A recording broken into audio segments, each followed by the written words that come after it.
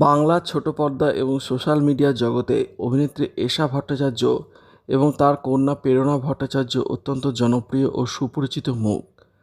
মা মেয়ে দুজনেই দীর্ঘদিন ধরে বিনোদন দুনিয়ায় নিজেদের কাজের মাধ্যমে দর্শকের ভালোবাসা কুড়িয়েছেন। ছোট পর্দার ধারাবাহিকের পাশাপাশি ডিজিটাল প্ল্যাটফর্মেও তাদের উপস্থিতি ভক্তদের কাছে বেশ পছন্দের। তবে সম্প্রতি এক কঠিন পরিস্থিতির মধ্যে পড়েছে ভট্টাচার্য পরিবার, যা তাদের অনুরাগীদের চিন্তায় ফেলেছে।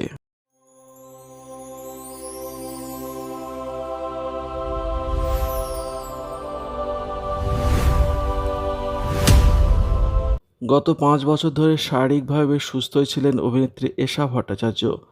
2018 সালে তাঁর শরীরে প্রথম স্তরের স্তন ক্যান্সার ধরা পড়েছিল।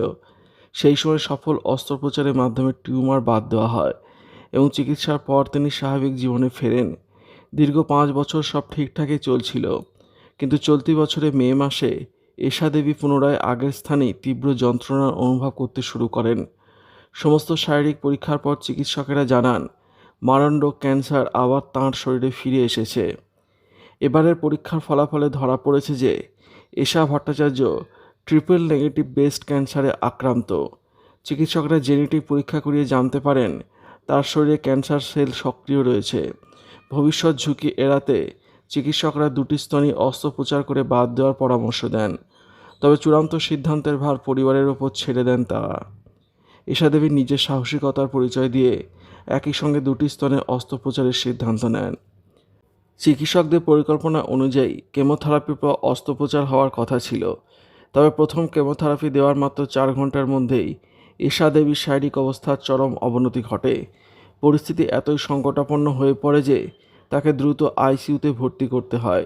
জীবনের ঝুঁকি নিয়ে টানা 22 দিন তাকে হাসপাতালে কাটাতে হয়েছিল। তবে সংকটময় সময়ে পুরো সময়টা মায়ের পাশে থাকার জন্য কাজ থেকে বিরতি নিয়েছিলেন তার অভিনেত্রী কন্যা প্রেরণা। দীর্ঘ লড়াইয়ের পর অভিনেত্রী বর্তমানে কিছুটা সুস্থ হয়ে হাসপাতাল থেকে বাড়ি ফিরেছেন। সম্প্রতি তার প্রয়োজনীয় অস্ত্রোপচার সম্পন্ন হয়েছে।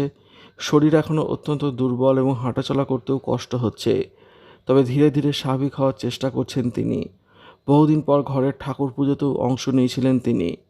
মায়ের শারীরিক অবস্থা কিছুটা স্থিতিশীল হওয়ায় মেয়ে প্রেরণাও এবার অল্প অল্প করে তার অভিনয় এবং পেশাদার জীবনে ফিরতে শুরু করে দিয়েছেন। ভিডিওটি আপনার কেমন লাগলো কমেন্টের মাধ্যমে লিখে জানাবেন। ভালো লাগলে সাবস্ক্রাইব করবেন। ধন্যবাদ। আমি এখন আগে থেকে অনেক বেটার আছি। হ্যাঁ, তারপরে এই অপারেশনের এই জায়গাটা আস্তে আস্তে শুকোচ্ছে, আরো শুকিয়ে যাবে। আমি কেমন ড্রেসিং করে দিচ্ছি। দারুণ দারুণ। আমার মা যেরকম সন্তানকে পুতু পুতু পুতু পুতু করে রাখে, সেরকম ভাবে সব যত্ন করে সব করে দেয়, ড্রেসিং করে দেয়, খাবার করে দেয়। দারুণ। আর বাবার ব্যাপারে কি বলতে চাও, তোমার বরের ব্যাপারে? বড় খুব ভালো অভিনয় করে, কিন্তু একটু নার্ভাস। তুই একটু ঠান্ডা মাথায় করিস। না, আমরা কি পারছি?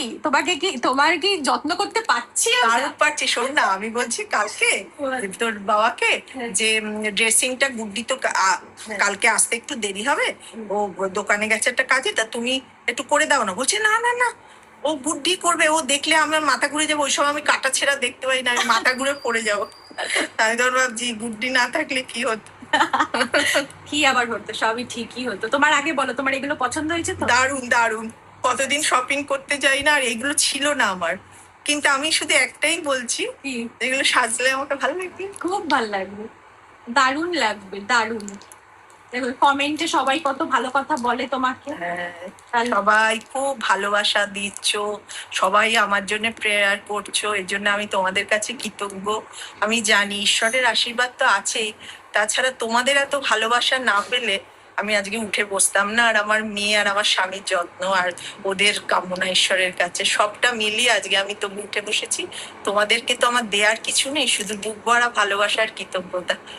আমার যারা আমাকে চাও, যারা কাকিমাকে এত ভালোবাসো, তাদের কাছে আমি সত্যি খুব কৃতজ্ঞ।